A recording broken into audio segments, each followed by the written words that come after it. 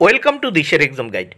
প্রিয় মাধ্যমিক পরীক্ষার্থী বন্ধুরা, তোমাদের জন্য এই ভিডিওটিতে আমি আলোচনা করতে চলেছি মাধ্যমিক সাজেশন 2024।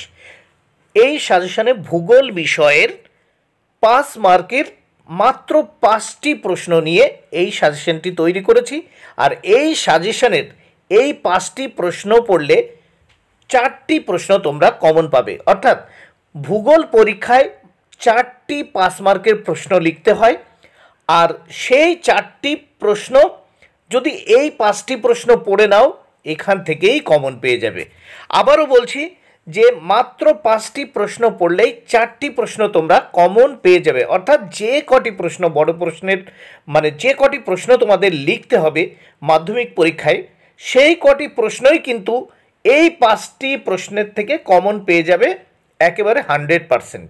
তাহলে দেরি না করে দেখে নাও মাধ্যমিক সাজেশন 2024 ভূগোল বিষয় থেকে 5 মার্কের 5টি প্রশ্ন, যে প্রশ্নের থেকে 4টি প্রশ্ন তোমরা 100% কমন পাবে।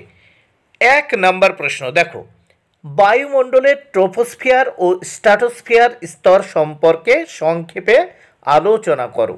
Very important.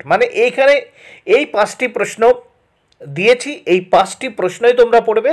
4টি প্রশ্ন তোমাদের কমন আসবেই, তোমরা কমন পাবেই 100%। 2 নম্বর প্রশ্ন, হিমবাহের ক্ষয়কার্যের ফলে সৃষ্ট ভূমিরূপের চিত্রসহ বর্ণনা দাও।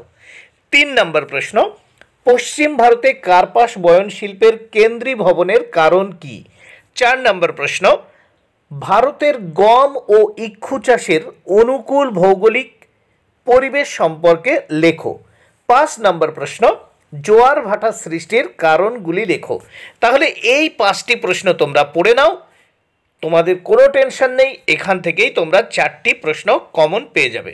বন্ধুরা, ভিডিওটি ভালো লাগলে অবশ্যই লাইক, কমেন্ট ও শেয়ার করো। Thank you very much. Keep watching my channel and my video.